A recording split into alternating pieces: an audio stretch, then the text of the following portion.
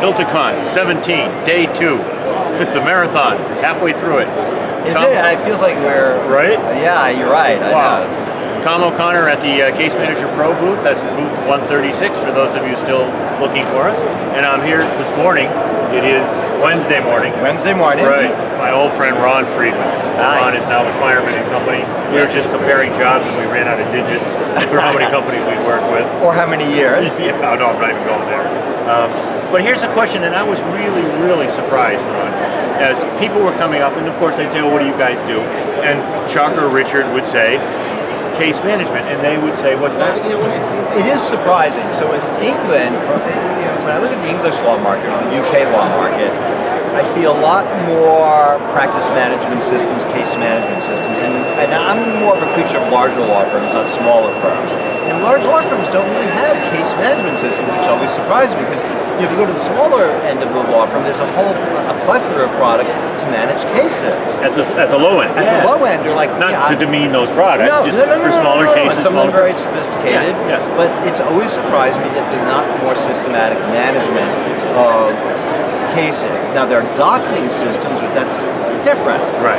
And that's how Richard and I first met. Richard's off camera, but and it's coming back to me, like my memory cells being jarred about seeing a very sophisticated, I don't know, 15 years ago, case management system. Right.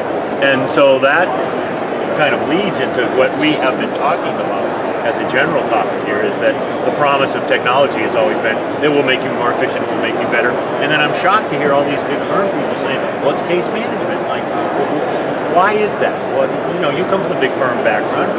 I've never figured it out. I've thought about it. I wish I had an answer. I think it's because one hypothesis, and I pose this as a hypothesis as an answer, is in the larger firms that have big litigation, then if you're an associate or even a partner, you're often only just working on one matter or two. And then there's a paralegal or a secretary who takes care of docketing. You've got a document management system that takes care of the documents. And so arguably, you don't need it as much. But there are plenty of larger firms that have a lot of smaller matters, and associates are working on multiple matters at once, and it's somewhat surprised me. Or is the CaseManagerPro experience firms who have been involved in MDLs or massive tort cases where there are not only multiple people in the firm, but maybe multiple firms trying to work together. So that's oh, I see that Gail left her phone sitting there. So we have technology in action here. I'm going to ask that question again so that we can edit that out.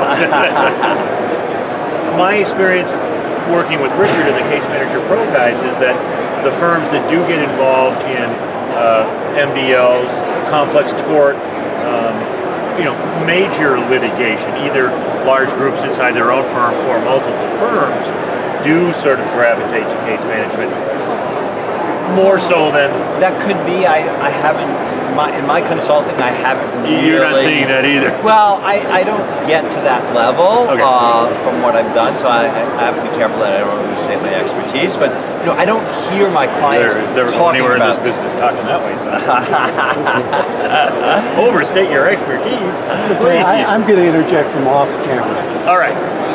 Please. I think what we see in the big firms, first of all, big firms almost by definition, the mega firms have all the little, and I've heard it referred to as fiefdoms more times than based on a senior partner. It's kind of a feudal system, and they've got their own systems, and there are lots of different theories, and I think there are lots of different realities. Some of the partners are very protective. It really is. They've got their castle in the moat, and they don't want to be told how they're going to manage their cases. But there's also a very legitimate fact that each of the practice groups have different objectives. And where you can standardize document management and go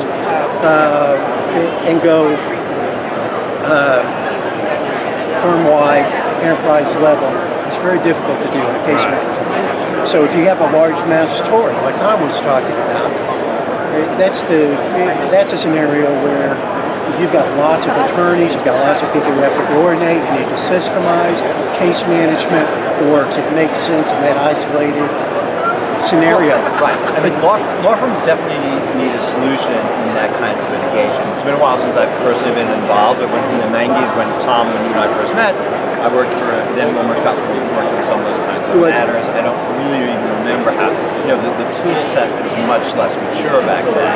Yes, So and the data sets were much smaller. Right. There was lots of paper, right. in terms of digital data. Right. And we started building databases more for the documents than the case management, but what I remember about those days, or now, actually, what I look back on was you were one of the people who was very prescient in what was then called knowledge management. Right? And the other person I think of a lot is Peter Krakauer. Yes. Who I got to meet. He was at Oric for a long time. Yes. And he's still off in the Bay Area. And the law firms kind of gave you guys the Heisman, was my impression. Overall. Maybe not your personal experience. Look, there's a lot more discussion about legal technology today. Part of it is the distraction of artificial intelligence. So I've worked with a lot of firms with management worried about robot lawyers, and it's good they're thinking about technology, but my fear is that they're not actually acting as much as they're talking on AI. And don't get me started on that. And it's distracting them from looking at products like this. But the real product. I just talked to one of the guys from one of these sort of the document utility companies like a Latera or DocsCorp type company, which is older technology but very important, and you just wonder what's the uptake of that. And so there are all these sets of tools that lawyers could be using for more tech-enabled law practice that they're not. But can I keep going on AI? Am I allowed to go on a rant? Please, no. So if you understand AI, then we know it is absolutely critical to have good data. Without good data, you will never be able to make full use of AI. And unless you have data about each of your cases, how much you spent, what the outcomes were, who the parties were, some of the factors that go into whether they settled or not, either at a case level or a portfolio level, you won't be able to go back and do any machine learning or even just statistical analysis on top of it. So you got to start collecting the data systematically. I assume Case Manager will do that. Yes, exactly. So, and I'm so glad you brought that up unprompted, because it just seems to me that you and I have talked about this before. Many lawyers have the easy button mentality. Oh, AI! I'll just hit the AI button. Right. Well, it'll go find everything. You call it the easy button. I call it the magic button syndrome. Right? Yeah. Where you buy software, you deploy it, and lawyers, typically partners, or the associates say, well, I pressed the button and nothing happened. What's going on? It's like, well, there are a lot of things, like the data has to be normalized in the back end. You have to understand what you're doing. This is not a solution where you just press a button. Oh. Yeah. Oh, you mean I have to change how I work? You didn't tell me that. And there it is, right? That's it. This is, at least from my perspective, this is really a workflow issue, right? Yes, you do have to change the right, and this, I love the quote. I was on a speaker on a panel yesterday on artificial intelligence. This was part 2 of 3. After I leave here, I'm going to, as an audience member, to part 3 of 3. Steve Harmon, who's a lawyer and senior legal operations guy at Cisco Systems, yes, he had a great line. He said, a lot of the lawyers, so he's a buyer, right? He's a client, and he's a buyer of legal services. He said, a lot of the lawyers I talk to, one way or another, they say, I'm an artist. And Steve's reaction was, I don't want an artist, I want a printmaker, and I want you to crank out those prints fast and standardized. And so if we don't standardize, costs aren't going to come down. I love that analogy. I wrote that. I was up on the panel, so I did handwritten notes. So my ILTA Deep Week blog post will have that in it. I don't want Rembrandt. I want Andy Warhol. Well, how about I want a cheap print of Andy Warhol? I don't even need a signed litho. Right. I don't even want the lithograph. I want the $9.99 print. Right. For some use cases, that's fine. Yeah. Interesting. So, last question. I don't want to hold you up. I know your time is precious, and thank you for coming over. Oh, it's always fun to talk to you. Yeah. You always ask great questions. So, what's next? What are we going to do? How are we going to change them? Or is Craig? I asked that question of Craig Ball yesterday. He said attrition. I don't even know if that's true. So I interviewed, when I'm here I do live Twitter interviews. Right. 140 seconds, which is 2 minutes and 20 seconds, so not as long as we're doing now. Right. And I interviewed my old friend and professional colleague Toby Brown, who's Chief Practice Officer at Perkins Coie. We talked about... Toby came by here yesterday for an interview. Right, and so... Like us, Toby loves it. Right, oh really? But are you saying that about me? Oh, no, myself. Oh, I see. So I asked Toby, I said, where are we with pricing and legal project management? And the conclusion we came to, and I don't rehearse these because I don't know who I'm going to run into, is like unless lawyers start changing the way they work, this pricing, this LPM, not much is going to happen. So it's are we an artist? Are we artists or printmakers? Now sometimes we need artistry. So the most difficult cases, we want the artist and the brain surgeon.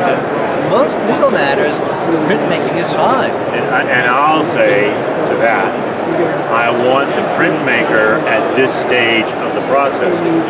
I want the artist when I go to court. Yes. Unfortunately, we don't go to court that often anymore. Fortunately, we don't go to court, in my opinion. No, see, as an ex-artist, as an unemployed artist, but I honestly think that is a big sea change in our profession. Is we don't go to court anymore. The number of artists is dwindling. The need for the artists is dwindling. Right. So there will always be a need for the rocket scientists and the brain surgeons, but when you look at the percent of legal work that's really out there, a lot of it is not as high value or high stakes. The law firm lawyers tend to overestimate the stakes relative to their clients and therefore tend to overinvest. So I'll promote one of my themes. This is not a financial promotion. I don't make money in this, but this idea of do less law. Right. Scope matters, risk-adjusted decision making, practice efficiency, clear communication with clients, sticking to budget so that we actually do less but achieve more. Now, the exception to all of that, which is often overlooked, especially in the arena that we play in, is the small town, small practice.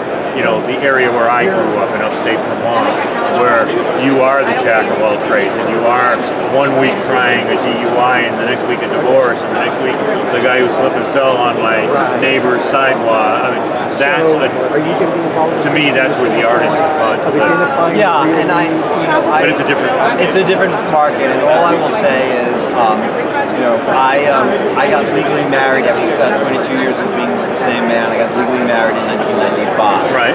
And so Stu and I had our wills redone, and I had to work with a local lawyer. And you just see from a legal technology perspective, a process perspective. I mean, I was by and large happy with the lawyer, but it's not a good process. And then I get a draft, and there's language in there that I don't understand. And I am a lawyer, and I'm not my first set of wills, and so it's like, so why is it so hard? Yeah. And why is it so expensive? Right. That's a question to be answered in another interview. Yes, I'll leave that for the people who do focus on the We law. can talk about it, and I'm sure we both have very strong opinions on it, but we don't have the time for that now. No. That's an all day. No, otherwise we need sort of like live streaming all day. Exactly. And hopefully we're more interesting than the goldfish bowls that have been live streamed. Ron, always a pleasure to talk to you. Likewise, really great time. Thanks so much for coming by. Well, thank you for having me. How long are you here for? I leave tomorrow midday. All right, ditto. So hopefully I'll run into you at some point. Okay. Again. Thanks again. Thank you. All right.